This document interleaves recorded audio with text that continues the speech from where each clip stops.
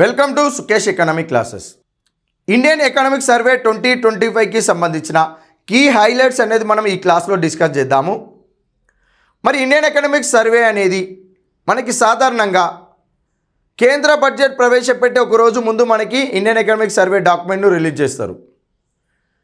మరి ఇప్పుడు మనకి 2026 ఫిబ్రవరి 1 నాడు యూనియన్ బడ్జెట్కి సంబంధించిన ఆ బడ్జెట్ అనేది పార్లమెంటులో కేంద్ర ఆర్థిక శాఖ మంత్రి అయిన నిర్మలా సీతారామన్ గారు బడ్జెట్ ప్రవేశపెడతారు. మరి ఫిబ్రవరి 1 నాడు బడ్జెట్ వస్తే జనవరి 31 నాడు ఎకనామిక్ సర్వే రావాలి. మరి ఈరోజు 2026 జనవరి 29 నాడే ఇండియన్ ఎకనామిక్ సర్వేను మనకి రిలీజ్ చేయడం జరిగింది. మరి ఇండియన్ ఎకనామిక్ సర్వేలో మనకి కీ హైలైట్స్ ఏమేమి ఇచ్చారు అనేది మనం ఇక్కడ క్లియర్గా చూడాలి. సాధారణంగా ఇండియన్ ఎకనామిక్ సర్వేను 1950-51 ఆర్థిక సంవత్సరం నుండి కేంద్ర బడ్జెట్తో కలిపి ఆర్థిక సర్వేను ప్రవేశపెట్టేవారు. అంటే బడ్జెట్ ఏ రోజు ప్రవేశపెడతారో ఆ రోజే ఆర్థిక సర్వే ప్రవేశపెట్టేవారు. ఇలా 1950-51 నుండి 1964-65 ఆర్థిక సంవత్సరం వరకు కూడా కేంద్ర బడ్జెట్ ఏ రోజు ప్రవేశపెట్టారో ఆర్థిక సర్వే కూడా ఆ రోజే ప్రవేశపెట్టేవారు.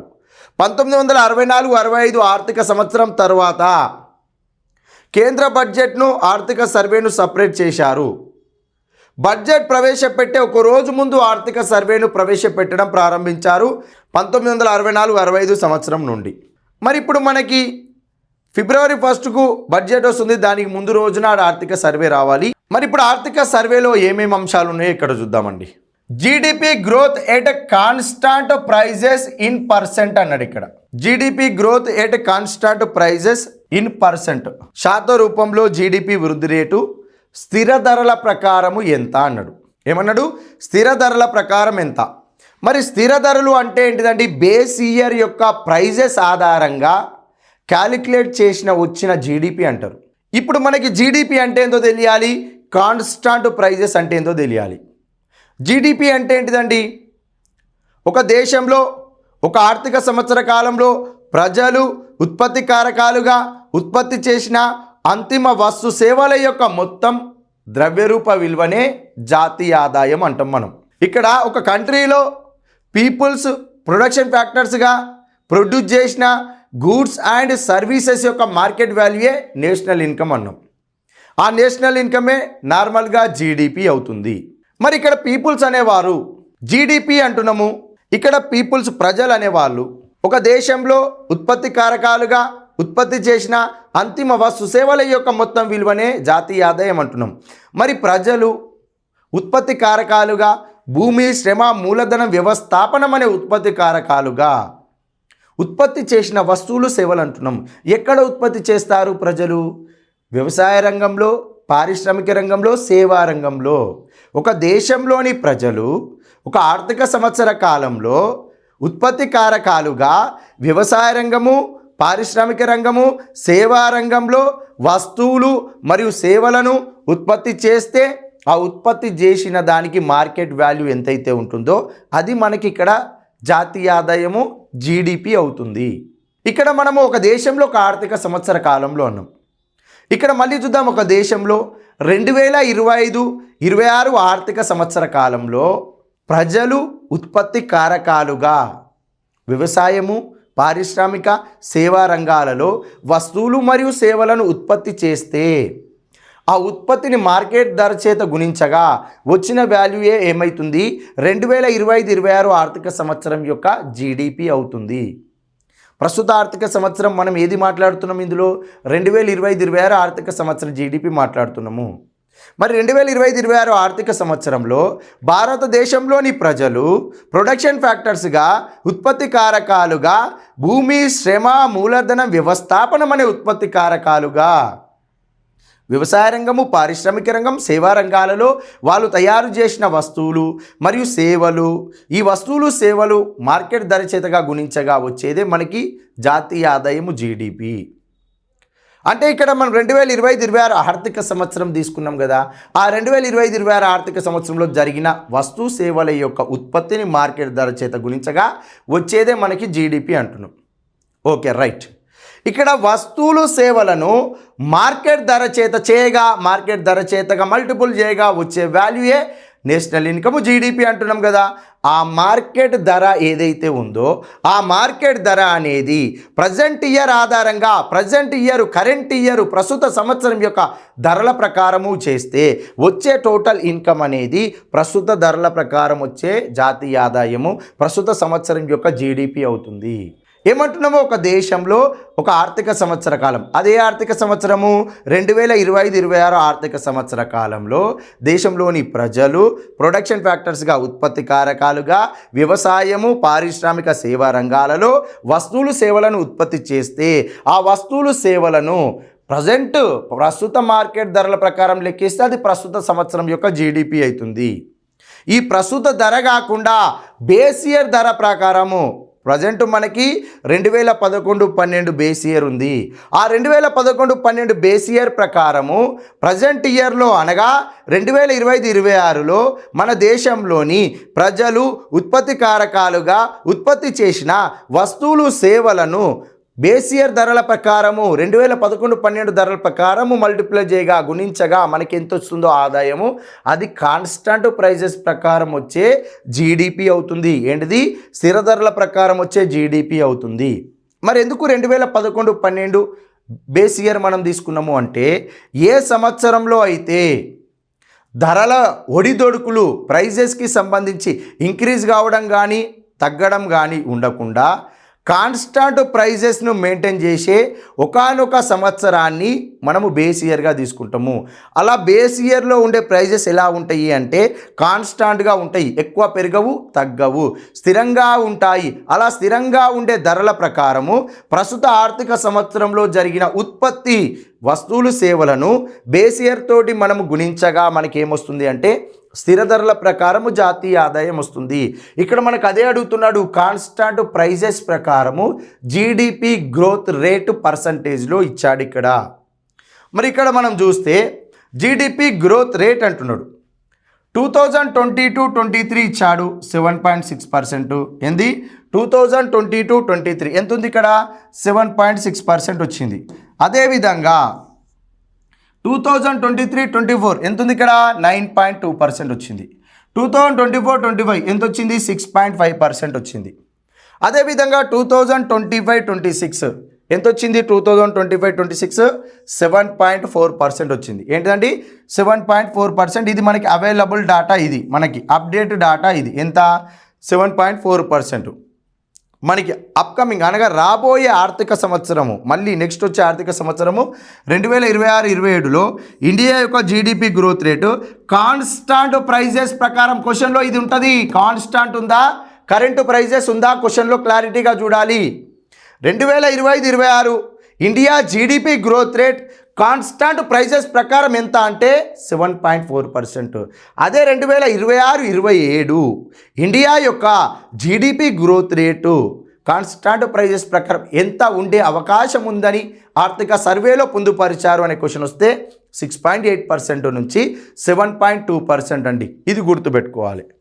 మరి మనకి రీసెంట్గా నిర్వహించిన టీజీపీఎస్సీ యొక్క గ్రూప్ 2 క్వశ్చన్ పేపర్లో మీరు ఒకసారి చూడండి.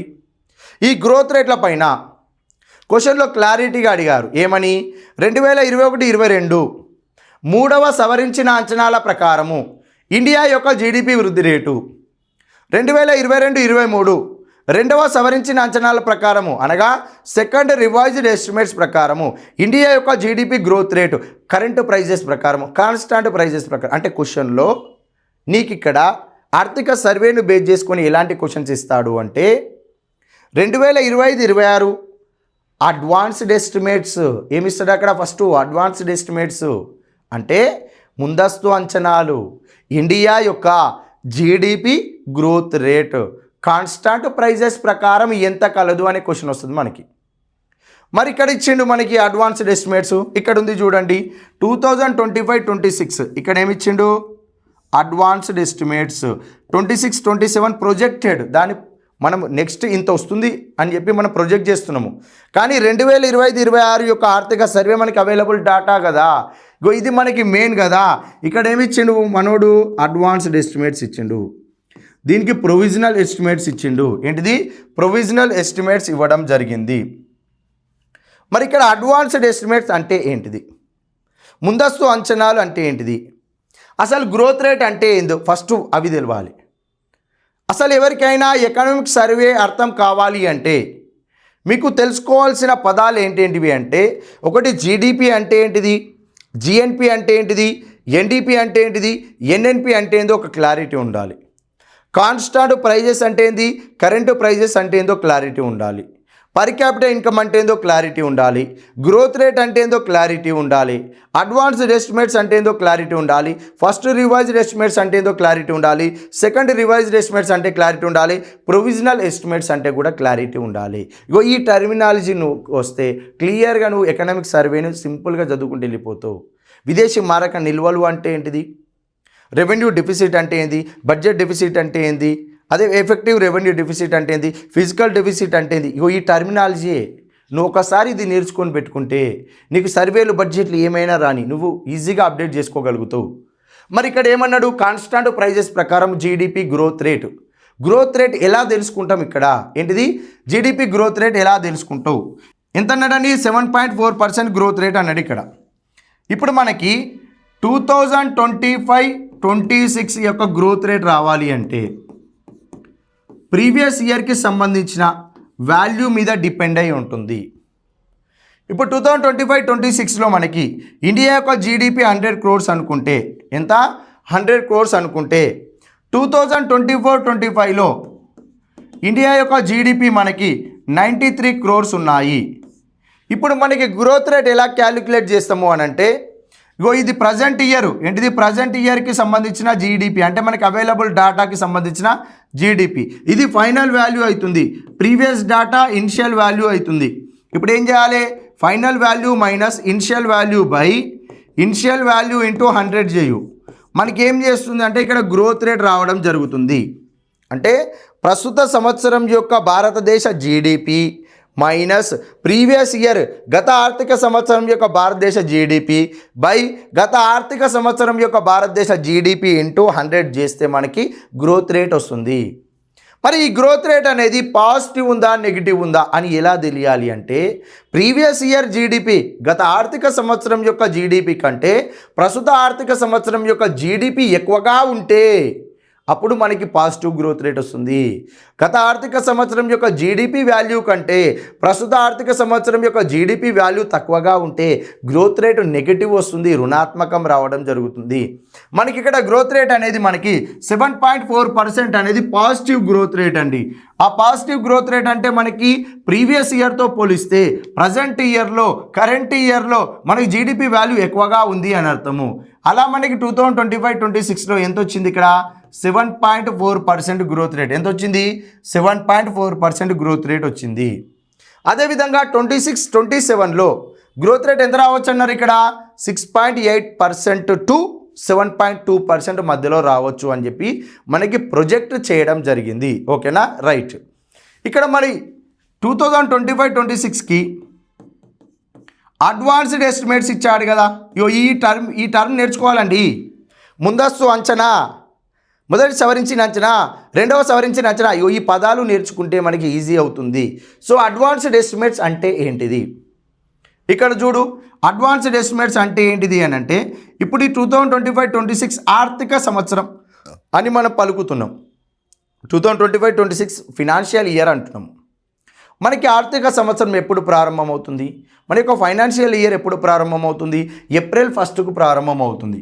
ఇక 2025 ఏప్రిల్ 1 టు 26 మార్చ్ 31. ఇది ఏంటిది, 21 మార్చ్ 31. ఏప్రిల్ 1 నుంచి మార్చ్ 31 అనేది మనకి ఫినాన్షియల్ ఇయర్ అండి, అంతే కదా, రైట్. ఇప్పుడు మనకి 2026 మార్చ్ 31 వరకు డేటా ఉండాలి. దేంట్లో 2025-26 ఎకనామిక్ సర్వేలో మనకి 2025-26కి సంబంధించిన ఎకనామిక్ సర్వేలో 2026 మార్చ్ 31 వరకు ఉన్న డేటా ఉండాలి. ఓకేనా, రైట్. మరి ఇప్పుడు చూడు, 2025-26లో ఏప్రిల్ 1 నుంచి డిసెంబర్ 31, ఆ తర్వాత జనవరి, ఫిబ్రవరి, మార్చ్ చూద్దాం. ఓకేనా, రైట్. మనకి నార్మల్గా బడ్జెట్ ఎప్పుడు పార్లమెంట్లో ప్రవేశపెడతారు, ఫిబ్రవరి 1కు బడ్జెట్ ప్రవేశపెడతారు. ఫిబ్రవరి 1కు బడ్జెట్ ప్రవేశపెట్టే ప్రీవియస్ డే ఒక రోజు ముందు మనకి ఎకనామిక్ సర్వే రిలీజ్ చేస్తారు. ఎకనామిక్ సర్వే ఎప్పుడైనా జనవరి 31కు రిలీజ్ చేస్తారంటున్నాం కదా. మరి జనవరి 31 నాడు ఎకనామిక్ సర్వే రిలీజ్ చేయాలి అంటే ఎకనామిక్ అడ్వైజర్ ఎవరైతే మనకు ఉన్నారో అతని నేతృత్వంలో ఉన్న ఒక టీము ఎకనామిక్ సర్వేను రూపొందించేటప్పుడు మరి జనవరి 31కు మనం ఎకనామిక్ సర్వే రిలీజ్ చేయాలి అంటే జనవరి 1 వీక్లోనే 2025-26 ఆర్థిక సంవత్సరానికి సంబంధించిన ఆర్థిక సర్వేను ఎకనామిక్ సర్వేను తయారు చేయడం ప్రారంభించాలి. ఎప్పుడు? జనవరి యొక్క 1 వీక్లోనే ఆర్థిక సర్వేను తయారు చేయడం ప్రారంభిస్తారు. మరి ఇప్పుడు జనవరి 1 వీక్లోనే ఆర్థిక సర్వే తయారు చేయాలంటే వెంటనే ఏం చేస్తారు? అగ్రికల్చర్ సెక్టార్ నుంచి డాక్యుమెంట్స్ తీసుకోవాలి, ఇండస్ట్రీస్ నుంచి డాక్యుమెంట్ తీసుకోవాలి, సర్వీస్ సెక్టార్ నుంచి డాక్యుమెంట్ తీసుకోవాలి, ఫారెక్స్ రిజర్వ్స్ ఎంత ఉన్నాయో డాక్యుమెంట్ తీసుకోవాలి, మనకి డెఫిసిట్ ఎలా వస్తున్నాయో వాటికి అన్ని డాక్యుమెంట్స్ తీసుకోవాలి. ఆల్ స్టేట్స్ నుంచి మనము రిపోర్ట్లు తీసుకుంటాము.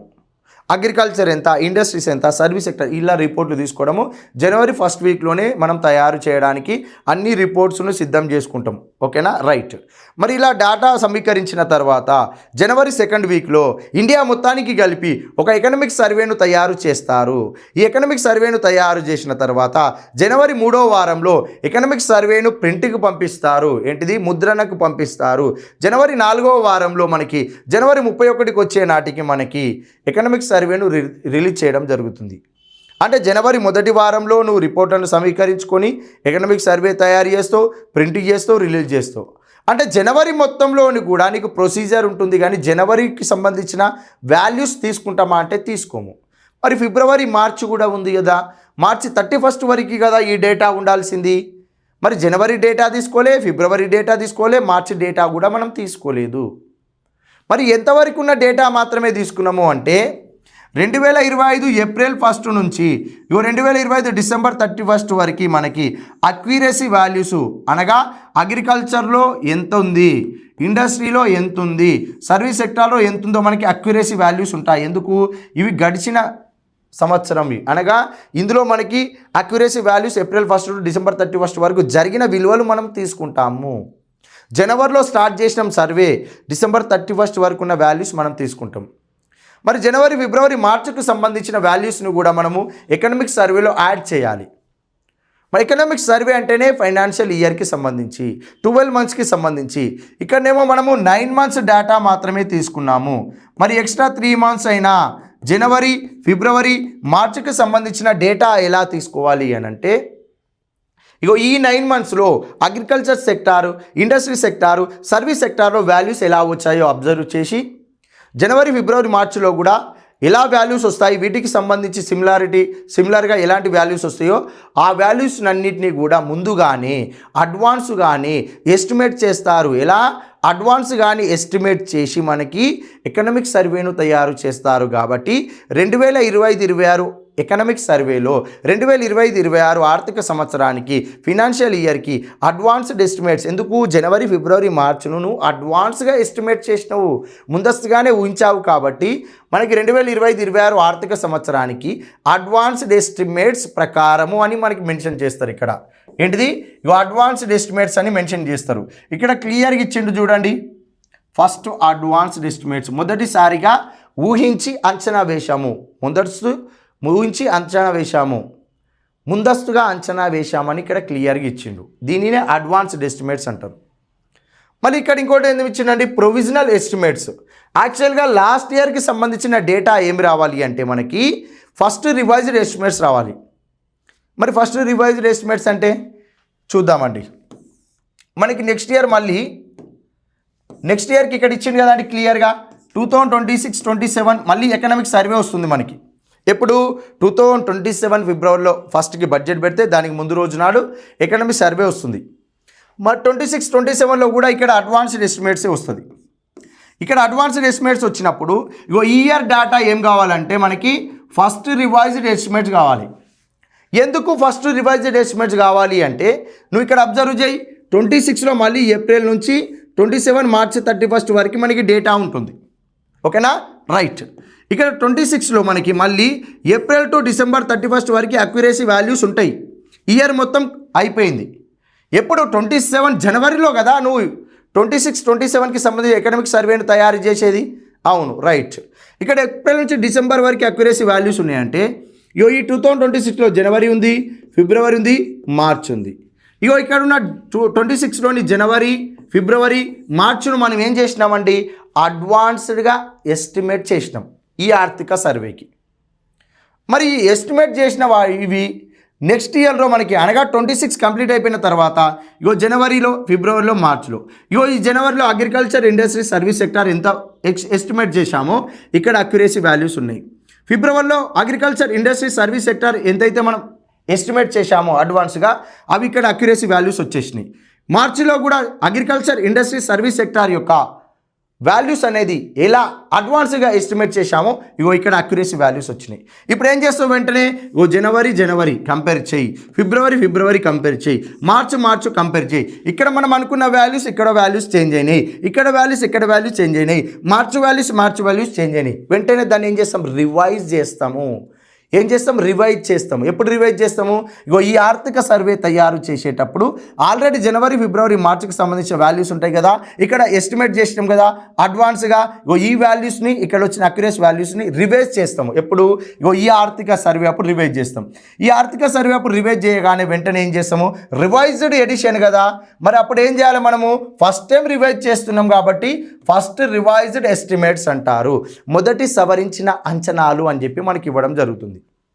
మరి ఇప్పుడు మనకి ప్రజెంట్ ఏముందండి, 2025-26 అడ్వాన్స్డ్ ఎస్టిమేట్స్ ఉంది. మరి 2025-26 అడ్వాన్స్డ్ ఎస్టిమేట్స్ ఉంటే మనకి ప్రీవియస్ ఇయర్ ఏముండాలి, ఇక్కడ 2024-25 ఉండాలి. మరి ఇక్కడ ఏం రావాలి, మనకి ఫస్ట్ రివైజ్డ్ ఎస్టిమేట్స్ రావాలి. కానీ మనకి ఇక్కడ ఏమి ఇచ్చిండు, ప్రొవిజనల్ ఎస్టిమేట్స్ ఇచ్చాడు. ఏంటిది, ప్రొవిజనల్ ఎస్టిమేట్స్ ఇచ్చాడు అంటే నీకు రివైజ్ చేయలేదు. గత ఆర్థిక సంవత్సరానికి సంబంధించిన విలువలను, జీడిపి విలువలను, అగ్రికల్చరు, ఇండస్ట్రీసు, సర్వీస్ సెక్టార్ యొక్క వాల్యూస్ని ప్రస్తుత ఆర్థిక సర్వే తయారు చేసేటప్పుడు గత ఆర్థిక సంవత్సరంలో ఏదైతే అడ్వాన్స్డ్గా ఎస్టిమేట్ చేశామో ఆ యొక్క వాల్యూస్ను ప్రస్తుత ఆర్థిక సర్వేలో మనము రివైజ్ చేయలేదు, అలానే ఉంచాము. కాబట్టి దానిని ప్రొవిజనల్ ఎస్టిమేట్స్గా, తాత్కాలిక అంచనాలుగా ఇవ్వడం జరిగింది. ఇది చూసుకోవాలండి, ఓకేనా, రైట్. ఇప్పుడు మనకి క్వశ్చన్ ఎలా వస్తుందో చూసుకో. ఇప్పుడు ఇక ఏమిస్తాడు, 2025-26 కాన్స్టాంట్ ప్రైజెస్ ప్రకారము, స్థిర ధరల ప్రకారము ఇండియా యొక్క జీడిపి వృద్ధి రేటు ఎంత కలదు, 7.4%. 2025-26 ఆర్థిక సర్వే ప్రకారము 2026-27 ప్రొజెక్టెడ్ అంటే నెక్స్ట్ వచ్చే ఆర్థిక సర్వే 2026-27లో కూడా ఇండియా యొక్క ఆర్థిక వ్యవస్థ యొక్క వృద్ధి రేటు, జీడిపి వృద్ధి రేటు ఎంత ఉండొచ్చని అంచనా వేశారనే క్వశ్చన్ వస్తుంది. ఇప్పుడు ఇంకో క్వశ్చన్ చూద్దాము. 2026-27 అనగా రాబోయే ఆర్థిక సంవత్సరానికి సంబంధించిన వాల్యూ ఇచ్చాడు ఇక్కడ. దాని క్వశ్చన్ చూస్తే ఇండియన్ ఎకనామిక్ సర్వే 2025-26లో రాబోయే ఆర్థిక సంవత్సరమైన 2026-27లో జీడిపి వృద్ధి రేటు ఎంత శాతం ఉండవచ్చునని అంచనా వేశారు. 6.8% నుంచి 7.2% మధ్యలో ఉండవచ్చునని చెప్పి ఇక్కడ అంచనా వేయడం జరిగింది. ఇది కూడా మనం ఇక్కడ చూసుకోవాలి. 2025-26 ఎంత అన్నాడు, 7.4%. ఇది కాన్స్టాంట్ ప్రైజెస్, కరెంటు ప్రైజెస్ కాదు, ఇది గుర్తుపెట్టుకో, ఓకేనా, రైట్. మనకి వీటి నుంచి ఇంకో క్వశ్చన్ కూడా అడిగే అవకాశం ఉంటుందండి. ఏంటిది అంటే 2025-26 ఆర్థిక సర్వే ప్రకారము క్రింది ఏ సంవత్సరంలో జీడిపి వృద్ధి రేటు స్థిర ధరల ప్రకారము అత్యధికంగా నమోదైంది గుర్తుపట్టండి అంటాడు. అప్పుడు మనకి 2022-23 ఇస్తాడు, 2023-24 అంటాడు, 2024-25 ఇస్తాడు, 2025-26 ఇస్తాడు. ఇందులో మనకి హైయెస్ట్ గ్రోత్ రేట్ ఏ ఇయర్లో వచ్చిందండి, ఇక్కడ 2023-24లో వచ్చింది. ఇక్కడ క్వశ్చన్లో కాన్స్టాంట్ ప్రైజెసా, కరెంటు ప్రైజెసా, అది కూడా గుర్తుపట్టాలను, ఓకేనా, రైట్. మళ్ళీ మనకి ఇక్కడ ఇది నేషనల్ ఇన్కామ్కి సంబంధించి ఆ టాపిక్ దగ్గర డేటా పార్ట్ ఉంది. మనం జీడిపి గురించి క్లియర్గా చూసినాం కదా, అక్కడ ఆ డేటా పార్ట్లో మనం ఇది అప్డేట్ చేస్తాము. అక్కడ ఎలా అనేది కూడా నేను మెన్షన్ చేస్తా. నెక్స్ట్, ఇప్పుడు జీడిపి అంటేనే మనం ఏమని మాట్లాడుతున్నామండి, అగ్రికల్చర్ ఇండస్ట్రీ సర్వీస్ సెక్టార్. అసలు జీడిపిలో అగ్రికల్చర్ ఇండస్ట్రీ సర్వీస్ సెక్టార్ ఎలా వచ్చాయనేది ఒక్కసారి మనం ఇక్కడ క్లియర్గా చూస్తే ఇప్పుడు జీడిపి అంటే క్లియర్గా మాట్లాడుకున్నాం ఏమని, ఒక దేశంలో ఒక ఆర్థిక సంవత్సర కాలంలో ప్రజలు ప్రొడక్షన్ ఫ్యాక్టర్స్గా ఉత్పత్తి కారకాలుగా ఉత్పత్తి చేసిన అంతిమ వస్తు సేవల యొక్క మొత్తం విలువనే జాతీయ ఆదాయము జీడిపి అన్నము. మరి ప్రజలు ఉత్పత్తి కారకాలుగా first primary sector, secondary sector, tertiary సెక్టార్లో వర్క్ చేస్తారు. ప్రైమరీ సెక్టార్లో మనకి అగ్రికల్చర్ సెక్టార్ ఉంటుంది, అదేవిధంగా మైనింగ్ అండ్ క్వారీయింగ్ కూడా ఉంటుంది. ఈ మైనింగ్ అండ్ క్వారీయింగ్ని సెకండరీ సెక్టార్తో కలిపి మనం ఏమని మాట్లాడాలి అంటే అది ఇండస్ట్రీ సెక్టార్ అవుతుంది. Tertiary sector is known as, tertiary sector అనగా తృతీయ రంగం అనేది మనకి సర్వీస్ సెక్టార్ అవుతుంది. అనగా ఇప్పుడు మనం ఏమని మాట్లాడుకోవాలి, అగ్రికల్చరు అనగా వ్యవసాయ రంగము, అదేవిధంగా ఇండస్ట్రీసు పారిశ్రామిక రంగము, అదేవిధంగా సర్వీస్ సెక్టార్. ఏంటిది సర్వీస్ సెక్టార్ చూడాలి ఇక్కడ. అంటే మనకి 2025-26లో ఇండియాలోని ప్రజలు ప్రొడక్షన్ ఫ్యాక్టర్స్గా ఉత్పత్తి కారకాలుగా వ్యవసాయ రంగంలో, పరిశ్రమల రంగంలో, సేవా రంగంలో తయారు చేసిన అంతిమ వస్తువులు మరియు సేవల యొక్క మొత్తం విలువనే మనకి 2025-26 యొక్క జీడిపి అవుతుంది. ఏంటిది 2025-26 సంవత్సరం యొక్క జీడిపి అవుతుంది. మరి ఇక్కడ మనం జీడిపికి సంబంధించి ఇందాక గ్రోత్ రేట్ చూసినాము, ఎంత 7.4% అన్నాము మనము 2025-26కి. గ్రోత్ రేట్ వచ్చింది అంటే ప్రీవియస్ ఇయర్తో పోలిస్తే ప్రజెంట్ ఇయర్లో మనకి జీడిపి ఎక్కువ వాల్యూ వచ్చింది, అందుకోసమే మనకి పాజిటివ్ గ్రోత్ రేట్ వచ్చింది. మరి ఆ జీడిపిలో అగ్రికల్చర్, ఇండస్ట్రీ, సర్వీస్ సెక్టార్కి సంబంధించిన గ్రోత్ రేట్స్ ఎలా ఉన్నాయి అనేది ఇక్కడ మనము క్లియర్గా చూద్దాము. ఓకేనా, రైట్. ఇప్పుడు ఇక్కడ క్లియర్గా చూద్దామండి. మనకి అగ్రికల్చర్ అండ్ అలైడ్ సెక్టార్కి సంబంధించి ఇచ్చింది ఇక్కడ క్లియర్గా. అగ్రికల్చర్ సెక్టార్ అంటే ఏముంటుందంటే మనకి అగ్రికల్చర్ సెక్టార్లో 4 అలైడ్ సెక్టార్స్, 4 అనుబంధ రంగాలు ఉంటాయి. ఒకటి క్రాప్స్ పంటలు ఉంటుంది, యానిమల్ హస్బెండరీ పశు సంపద ఉంటుంది, ఫిషింగ్ అండ్ ఆక్వాకల్చర్ అనేది మనకి చేపలు రొయ్యల పెంపకము, అదేవిధంగా ఫారెస్ట్రీ లాగింగ్ అడవులు కలప ఉంటుంది. ఈ 4 అనుబంధ రంగాల మొత్తమే అగ్రికల్చర్ సెక్టార్ అవుతుంది. మరి 2025-26 ఆర్థిక సంవత్సరానికి గాను అడ్వాన్స్డ్ ఎస్టిమేట్స్ బేసిక్ ప్రైజెస్ ప్రకారం అన్నాడు. ఇక్కడ ఏమన్నాడండి, ఇక్కడ బేసిక్ ప్రైజెస్ ప్రకారము 2025-26లో అగ్రికల్చర్ గ్రోత్ రేటు 3.1% అన్నాడు. అదేవిధంగా 2024-25 ప్రొవిజనల్ ఎస్టిమేట్స్ ప్రకారము మనకి అగ్రికల్చర్ యొక్క గ్రోత్ రేట్ ఎంత అన్నాడు, ఇక్కడ 4.6%. ఇక్కడ ప్రైజెస్ ఏమిచ్చాడంటే ఇక్కడ బేసిక్ ప్రైజెస్ ఇన్ పర్సంటేజ్ ఇచ్చిండు. బేసిక్ ప్రైజెస్ అంటే ఏంటిది, ఓకే రైట్. బేసిక్ ప్రైజెస్ చూద్దాము. ఇక్కడ 2025-26 అడ్వాన్స్డ్ ఎస్టిమేట్స్ అగ్రికల్చర్ యొక్క గ్రోత్ రేట్ అనేది ప్రీవియస్ ఇయర్ అయినా 2024-25 ప్రొవిజనల్ ఎస్టిమేట్స్లో అగ్రికల్చర్ గ్రోత్ రేట్తో పోలిస్తే మనకి ఇక్కడ గ్రోత్ రేట్ ఏమైందండి, తగ్గింది. నీకు గ్రోత్ రేట్ తగ్గింది అంటే గత ఆర్థిక సంవత్సరంలో వచ్చిన అగ్రికల్చర్ సెక్టార్లో గ్రోత్ ఎంతైతే ఉందో దానికంటే ప్రజెంట్ గ్రోత్ తగ్గింది అంటే అగ్రికల్చర్లో అభివృద్ధి అనేది గత ఆర్థిక సంవత్సరంతో పోలిస్తే కొంచెం తక్కువగా ఉంది. ఇది చూసుకో. బేసిక్ ప్రైజెస్ ప్రకారం అన్నాడు.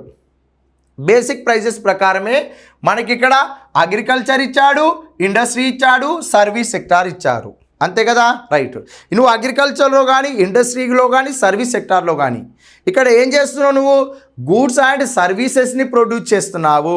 అగ్రికల్చర్లో, ఇండస్ట్రీలో గూడ్స్ని, సర్వీస్ సెక్టార్లో సర్వీసెస్ని ప్రొడ్యూస్ చేస్తున్నాం, అంతే కదా, రైట్. ఇక్కడ చూడు, గూడ్స్ అంటున్నాము, మనం ఏమంటున్నాము, ఇక్కడ గూడ్స్ అంటున్నాము, అదేవిధంగా సర్వీసెస్ అంటున్నాము. ఏంటిది, సర్వీసెస్ అంటున్నాము. వీటిని ప్రొడ్యూస్ చేస్తే మార్కెట్ ప్రైస్ ప్రకారం చేస్తే మనకు వచ్చేది ఏంటిదండి, మార్కెట్ ప్రైస్ ప్రకారం చేస్తే మనకు వచ్చేది జాతీయ ఆదాయం మనం, అంతేనా, రైట్. ఇప్పుడు అగ్రికల్చర్ సెక్టార్లో కూడా మనం గూడ్స్నే ప్రొడ్యూస్ చేస్తామంటున్నాం, పంటలను కూడా ఏంది గూడ్స్గానే మనం ఇక్కడ చూస్తాం, అంతేనా, రైట్. ఇప్పుడు మనం ఇక్కడ చూద్దాము 2025-26లో అగ్రికల్చర్ సెక్టార్లో ఒక 1000 గూడ్స్ని ప్రొడ్యూస్ చేశామండి. అందులో ప్యాడీ ఉంది, వీట్ ఉంది, మేజ్ ఉంది, అన్నీ ఉన్నాయి ఈ పంటలు. ఈ 1000 గూడ్స్ను ప్రొడ్యూస్ చేశాము. ఈ 1000 గూడ్స్ను ఏం చేయాలి, మనం మార్కెట్ ప్రైస్ తోటి మల్టిప్లై చేయాలి. ఇప్పుడు మార్కెట్ ప్రైస్ అనేది మనకి ఇక్కడ ఒక 100 రూపీస్ ఉందండి. ఎంత, ఒక 100 రూపీస్ ఉంది మార్కెట్ ప్రైస్. ఇప్పుడు 100 రూపీస్ మార్కెట్ ప్రైస్ ఉంటే మనకి ఇక్కడ వాల్యూ ఎంత వస్తుందండి? 100 రూపీస్ మార్కెట్ ప్రైస్ ఉన్నప్పుడు మనకి ఇక్కడ వాల్యూ ఎంత వస్తుంది? 1,00,000 రూపాయలు వస్తుంది. ఏంటిది? 1,00,000 రూపాయలు రావడం జరుగుతుంది. ఓకేనా? రైట్. ఇక్కడ మార్కెట్ ప్రైజు తోటి మల్టిప్లై చేసినవు. ఈ మార్కెట్ ప్రైస్ అనేది కరెంట్ ఇయరా లేదా కాన్స్టాంట్ ఇయరా? కదా. కరెంట్ ఇయర్ ప్రకారము ఈ కరెంట్ ఇయర్ మార్కెట్ ప్రైస్ తోటి ఈ అగ్రికల్చర్ సెక్టార్లోని గూడ్స్ను మనం మల్టిప్లై చేస్తే ఇది కరెంట్ ఇయర్ ఆధారంగా వచ్చిన అగ్రికల్చర్ సెక్టార్ యొక్క వాల్యూ అవుతుంది. లేదు ఈ మార్కెట్ ప్రైస్ అనేది కాన్స్టాంట్ ప్రైజెస్ అయితే, ఏంటిది? మార్కెట్ ప్రైస్ అనేది కాన్స్టాంట్ ప్రైస్ అయితే ఈ 100 రూపీస్ అనేది కాన్స్టాంట్ ప్రైజెస్ యొక్క మార్కెట్ ప్రైస్ కాబట్టి దీనిని ప్రజెంట్ ఇయర్కి సంబంధించిన గూడ్స్తో మల్టిప్లై చేస్తే ఈ వచ్చిన వాల్యూ ఏమవుతుంది? అప్పుడు కాన్స్టాంట్ ప్రైజెస్ ప్రకారం అగ్రికల్చర్ వాల్యూ అవుతుంది కదా. రైట్. ఇలా మనము కరెంట్ ఇయర్ కాన్స్టాంట్ ఇయర్, ఇలా మనము కరెంట్ ప్రైజెస్ కాన్స్టాంట్ ప్రైజెస్ని డిసైడ్ చేస్తున్నాం. Okay right. ఇప్పుడు నువ్వు మార్కెట్ ప్రైస్ అన్నాం కదా. ఇక్కడ ఈ 100 రూపీస్ అనేది మార్కెట్ ప్రైస్. ఎప్పుడండి? మనం తయారు చేసిన గూడ్స్ను మన దగ్గర నుంచి మార్కెట్కి తీసుకెళ్ళినప్పుడు కదా నీకు ఈ ప్రైజెస్ వచ్చేవి, అంతే కదా. రైట్. ఇప్పుడు మనము ఎగ్జాంపుల్కి తీసుకుందాం. ఇండస్ట్రీ సెక్టార్ ఉందండి. ఇండస్ట్రీస్లో గూడ్స్ను ప్రొడ్యూస్ చేసిన తర్వాత ఆ ఇండస్ట్రీలో మనం ఏం చేస్తామంటే గూడ్స్కు ప్రైస్ ఎలా డిసైడ్ చేస్తామండి? గూడ్స్కు ప్రైస్ని ఎలా డిసైడ్ చేస్తావు? ఇప్పుడు ఒక 1000 మార్కర్స్ని మనము ఈ ఇండస్ట్రీలో ప్రొడ్యూస్ చేసినాం. ఈ 1000 మార్కర్స్ని ఎవరు ప్రొడ్యూస్ చేశారండి? ఎవరు ప్రొడ్యూస్ చేశారు? పీపుల్స్, ప్రజలు ప్రొడ్యూస్ చేశారు.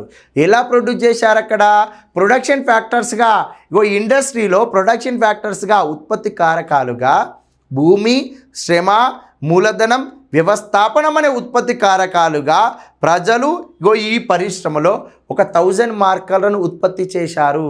ఎన్ని? ఒక 1000 మార్కర్లను ఉత్పత్తి చేశారండి. ఓకేనా? రైట్. ఈ 1000 మార్కర్లను ఉత్పత్తి చేస్తే మరి ఒక మార్కర్ యొక్క ప్రైజును మనం ఇక్కడ ఎలా డిసైడ్ చేస్తాము? ఇక్కడ మనం ఏమంటున్నాము? భూమి అంటున్నాము. అదేవిధంగా భూమితో పాటు శ్రమ, మూలధనము, వ్యవస్థాపనము, భూమి, నేచర్, శ్రమ, లేబర్, మూలధనం, క్యాపిటల్, వ్యవస్థాపనం, ఆర్గనైజేషన్, ఇవేంది? Production factors. మనకి ఇక్కడ ఇండస్ట్రీలో 1000 మార్కర్స్ ప్రొడ్యూస్ చేశాము. ఒక మార్కర్ యొక్క ప్రైస్ని ఎలా డిసైడ్ చేస్తున్నాము అంటే ఇక్కడ భూమికి మనము బెనిఫిట్ ఏమి ఇవ్వాలి? ప్రతిఫలము, రెంట్ ఇవ్వాలి. ఒక మార్కర్ను తయారు చేసినందుకు గాను భూమికి మనం ప్రతిఫలంగా రెంట్ను 3 రూపాయలు తీసేసినాము. శ్రమ, లేబర్, అందులో వర్కర్లు ఎవరైతే ఉన్నారో వాళ్ళకి 3 రూపీస్ ఇచ్చాము ఒక మార్కర్ మీద. Capital 2 rupees. ఆర్గనైజేషన్, వ్యవస్థాపకుడు, ఈ ఎంటైర్ సిస్టాన్ని నడిపించే వ్యక్తి, అతను ఆర్గనైజేషన్, అతను ఏం ఆశిస్తాడు? ప్రాఫిట్ ఆశిస్తాడు. ఈ మార్కర్ మీద ప్రాఫిట్ 3 రూపీస్ అతను ఎక్స్పెక్ట్ చేశాడు. 3 6 రూపీస్, 8 రూపీస్, మనకి ఎంత అయింది? 11 రూపీస్ వచ్చింది ఈ మార్కర్ యొక్క ప్రైస్. ఈ మార్కర్ యొక్క ప్రైస్ను ఎలా డిసైడ్ చేశావండి? ప్రొడక్షన్ ఫ్యాక్టర్స్గా, ఉత్పత్తి కారకాలుగా ప్రజలు, భూమి, శ్రమ, మూలధన, వ్యవస్థాపనంగా పనిచేసినప్పుడు, ఏంటిది? ప్రొడక్షన్ ఫ్యాక్టర్స్గా, ఉత్పత్తి కారకాలుగా పనిచేసినప్పుడు ఈ మార్కర్లు ప్రొడ్యూస్ అయ్యాయి. ఈ ప్రొడ్యూస్ అయినందుకు గాను ఒక మార్కర్ మీద ప్రైజ్ డిసైడ్ చేసేటప్పుడు ప్రజలు ఏదైతే ఈ ప్రొడక్షన్ ఫ్యాక్టర్స్గా పనిచేశారో ఈ భూమి అనే ఫ్యాక్టర్, ఏంటిది? ఫ్యాక్టర్ కారకంగా, లేబర్ అనే కారకంగా, క్యాపిటల్ అనే కారకంగా, ఆర్గనైజేషన్ అనే కారకంగా ప్రజలు చేశారు. కాబట్టి భూమి అనే కారకానికి మనము ఎంతో కొంత కాస్ట్ పే చేయాలి. లేబర్ అనే అతను పని చేసినందుకు కానీ లేబర్ అనే కారకానికి, శ్రమ అనే కారకానికి కాస్ట్ పే చేయాలి. క్యాపిటల్ అనే కారకానికి కాస్ట్ పే చేయాలి. ఆర్గనైజేషన్ అనే కారకానికి కాస్ట్ పే చేయాలి. ఇలా కాస్ట్, ఏ కాస్ట్? Factor cost. ప్రజలు పనిచేసిన కారకాల ఆధారంగా, ఆ యొక్క ఫ్యాక్టర్ ఆధారంగా కాస్ట్ను డిసైడ్ చేశావు. ఎంత వచ్చింది ఇక్కడ? 11 రూపీస్. కాబట్టి దీనినే ఫ్యాక్టర్ కాస్ట్ అని అంటున్నాము. ఏంటిది? Factor cost. ఫ్యాక్టరీలో ఒక గూడ్, ఒక వస్తువు యొక్క ధర ఏంటిది? Factor cost. ఈ ఫ్యాక్టర్ కాస్ట్లో ఎలాంటి పన్నులు ఉండవు. ధర డిసైడ్ చేసినప్పుడు ఎలాంటి సబ్సిడీలు ఇంకా గవర్నమెంట్ ఇవ్వలేదు. ఎలాంటి పన్నులు ఉండవు. గవర్నమెంట్ ఇంకా మనకి సబ్సిడీలు ఇవ్వలేదు. ఫ్యాక్టర్ కాస్ట్ డిసైడ్ చేసినప్పుడు మనము మార్కెట్కి ఆ ప్రైస్ తీసుకుపోయినప్పుడు ఏంది? ఇప్పుడు ఈ ఫ్యాక్టర్ కాస్ట్ ఏదైతే ఉందో ఈ ఫ్యాక్టర్ కాస్ట్ను మనం మార్కెట్కి తీసుకురావాలి అంటే ఈ మార్కెట్ తీసుకొచ్చేటప్పుడు ఏం కావాలి, ఫ్యాక్టరీ నుంచి ఆ గూడ్స్ బయటకు తీసుకురావాలి అంటే ఫస్ట్ గవర్నమెంట్ పర్మిషన్ ఉండాలి. ఎలా, ఎక్సైజ్ డ్యూటీ పే చేయాలి. నువ్వు ఆ బయటికి తీసుకొచ్చింది నువ్వు ట్రాన్స్పోర్ట్ ద్వారా మార్కెట్ తీసుకురావాలంటే ట్రాన్స్పోర్ట్ ట్యాక్స్ పే చేయాలి. మార్కెట్లో ఆ యొక్క గూడ్స్ను సేల్ చేయాలంటే సేల్స్ ట్యాక్స్ పే చేయాలి. మున్సిపాలిటీలో ఆ యొక్క గూడ్స్ను సేల్ చేస్తున్నావు అంటే ఆక్రై డ్యూటీ పే చేయాలి. ఇవన్నీ కూడా indirect taxes. Indirect taxes factor కాస్ట్కి ఇంక్లూడ్ చేసినప్పుడు మనకి మార్కెట్ ప్రైస్ వస్తుంది. ఈ మార్కెట్ ప్రైస్ ఎక్కువగా ఉన్నప్పుడు గవర్నమెంట్ ఇండస్ట్రీస్కి సబ్సిడీస్ ఇస్తుంది. ఇప్పుడు ఎప్పుడైతే ఫ్యాక్టర్ కాస్ట్ డిసైడ్ అయిందో, ఇంకా మార్కెట్కి గూడ్స్ అయితే మనకి పోలేదో, గవర్నమెంట్ ఎప్పుడైతే ఈ ఇండస్ట్రీస్కి సబ్సిడీని అనౌన్స్ చేస్తుందో, సబ్సిడీస్ని అనౌన్స్ చేస్తుందో, ఈ ఫ్యాక్టర్ కాస్ట్లో ఈ ఆర్గనైజేషన్ తీసుకునే 3 రూపీస్ని గవర్నమెంటే సబ్సిడీ రూపంలో ఇచ్చేస్తుంది. గవర్నమెంటే సబ్సిడీ రూపంలో ఇచ్చేస్తుంది. అప్పుడు ఏమవుతుంది, మనకి ఇక్కడ ఫ్యాక్టర్ కాస్ట్ 11 రూపీస్ ఉంది కదా, గవర్నమెంట్ ఆర్గనైజేషన్కి వచ్చే ప్రాఫిట్ ఏమైంది, సబ్సిడీ రూపంలో గవర్నమెంటే ఇచ్చేసింది. అప్పుడు కాస్ట్ ఎంత డిసైడ్ చేయాలి మనం, ఇక్కడ 3 rupees, 2 rupees, 8 rupees. Government subsidy ఇచ్చింది ఎవరికి, ఆర్గనైజేషన్కి. నీ ప్రాఫిట్ని నేను సబ్సిడీ రూపంలో ఇచ్చేస్తున్నా. ఇప్పుడు ఈ ప్రైస్లో మనకి సబ్సిడీ అనేది ఉంది. సబ్సిడీ అనేది మనకి ఉంది. సబ్సిడీ మనకి ఇచ్చేసింది. ఎవరికి, ఇండస్ట్రీస్కి ఇవ్వడం జరిగింది. ఇలా మనకి సబ్సిడీలతో కలుపుకొని ఫ్యాక్టరీలో ఒక ప్రైజ్ని డిసైడ్ చేస్తారు చూడండి, ఆ ప్రైజే బేసిక్ ప్రైజ్ అంటారు. ఆ ప్రైజే బేసిక్ ప్రైజ్ అంటారు. ఆ బేసిక్ ప్రైజ్ ప్రకారమే ఇక్కడ అగ్రికల్చర్ సెక్టార్ గ్రోత్ రేట్ ఇచ్చారు. అదేవిధంగా ఇండస్ట్రీ సెక్టార్కి సంబంధించి ఇక్కడ క్లియర్గా చూస్తే ఇండస్ట్రీ సెక్టార్కి సంబంధించి చూస్తే 2025-26లో అడ్వాన్స్డ్ ఎస్టిమేట్స్ ప్రకారము మనకి గ్రోత్ రేట్ ఎంత ఉంది, ఇండస్ట్రీ సెక్టార్లో 6.2% ఉంది. అదే ప్రీవియస్ ఇయర్తో చూస్తే 2024-25లో చూస్తే మనకి ఇక్కడ 5.9% ఉంది. Growth rate 5.9%. అంటే ప్రీవియస్ ఇయర్తో పోలిస్తే ఇండస్ట్రీ సెక్టార్లో గ్రోత్ రేట్ అనేది ఇక్కడ పెరిగిందండి. పెరిగింది. అగ్రికల్చర్లో గ్రోత్ రేటు తగ్గింది. ఇది చూసుకో. నెక్స్ట్ సర్వీస్ సెక్టార్ చూస్తే present year 2025-26 2025-26 advanced estimates India యొక్క సర్వీస్ సెక్టార్ యొక్క గ్రోత్ రేట్ 9.1%. 2024-25 ప్రొవిజనల్ ఎస్టిమేట్స్ ప్రకారము సర్వీస్ సెక్టార్ యొక్క గ్రోత్ రేటు 7.2%. పెరిగిందా తగ్గిందా, పెరిగింది గ్రోత్ రేటు. ఏమైంది ఇక్కడ, గ్రోత్ రేటు పెరగడం జరిగింది. ఎకనామిక్ సర్వేను చదివేటప్పుడు ఇందులో ఎలాంటి టర్మినాలజీ ఉంది, ఆ టర్మినాలజీ అనేది కంపల్సరిగా మనం నేర్చుకున్నప్పుడే ఈ సర్వే అర్థమవుతుంది. ఈ సర్వే అర్థమవుతుంది. నువ్వు ఇలా రాసుకుంటావా, ఎలా రాసుకుంటావో నీ ఇష్టం. ఇక్కడ గ్రోత్ రేట్ అన్నాడు, బేసిక్ ప్రైజ్ అన్నాడు, గ్రోత్ రేట్ అన్నాడు, బేసిక్ ప్రైజ్ అన్నాడు. అగ్రికల్చరు, ఇండస్ట్రీ, సర్వీస్ సెక్టార్ అన్నాడు. అగ్రికల్చర్లో ఏముంది, ఇండస్ట్రీలో ఏముంది, సర్వీస్ సెక్టార్లో ఏముంది.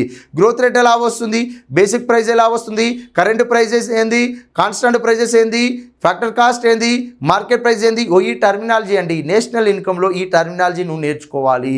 ఈ టర్మినాలజీ మీద క్లారిటీ ఉన్నప్పుడే మనకి నేషనల్ ఇన్కమ్కి సంబంధించిన డేటా పార్ట్ అనేది క్లారిటీగా అర్థమవుతుంది. నెక్స్ట్ మనం ఇంకోటి చూద్దాము. ఇక్కడ ప్రైమరీ డెఫిసిట్ గురించి ఇచ్చాడు, ప్రాథమిక లోటు, రెవెన్యూ డెఫిసిట్ గురించి ఇచ్చాడు, ఫిజికల్ డెఫిసిట్ గురించి ఇచ్చాడు. మరి ప్రాథమిక లోటు, అదేవిధంగా రెవెన్యూ లోటు, ఫిజికల్ లోటు, కోశ లోటు అంటారు దీన్ని. ఫిజికల్ లోటుని ఆర్థిక లోటు, కోశ లోటు, ద్రవ్య లోటు అని మాట్లాడుకుంటాం. మనకి ప్రజెంట్ 2025-26 బడ్జెట్ ఎస్టిమేట్స్ అంటున్నాడండి. అంటే మనకి ప్రజెంట్ ఉన్న బడ్జెట్ ఇంకొక 2 డేస్ అయితే మనకి న్యూ బడ్జెట్ వస్తుంది. 2025-26లో బడ్జెట్ ఎస్టిమేట్స్ ప్రకారము ప్రైమరీ డెఫిసిట్ ఎలా ఉంది, అదేవిధంగా రెవెన్యూ డెఫిసిట్ ఎలా ఉంది, ఫిజికల్ డెఫిసిట్ ఎలా ఉందో క్లియర్గా ఇచ్చిండు. మళ్ళీ మనకి బడ్జెట్ రాగానే అక్కడ 2026-27 బడ్జెట్ ఎస్టిమేట్స్ ప్రకారము ప్రైమరీ డెఫిసిట్ ఇస్తాడు, రెవెన్యూ డెఫిసిట్ ఇస్తాడు, ఫిజికల్ డెఫిసిట్ ఇస్తాడు, ఎఫెక్టివ్ రెవెన్యూ డెఫిసిట్ కూడా ఇవ్వడం జరుగుతుంది. ఇది చదువుకునే ముందు ఫస్ట్ ప్రైమరీ డెఫిసిట్ అంటే ఏంటిది, రెవెన్యూ డెఫిసిట్ అంటే ఏంటిది, ఫిజికల్ డెఫిసిట్ అంటే ఏందో ఫస్ట్ క్లారిటీ ఉండాలి. నెక్స్ట్ సెషన్లో మనము ఇది కంటిన్యూ చేద్దాం. వీటితో పాటు మనకి విదేశీ మారక నిల్వలు ఉన్నాయి, ఆ విదేశీ మారక నిల్వల గురించి కూడా చూద్దాము. Thank you.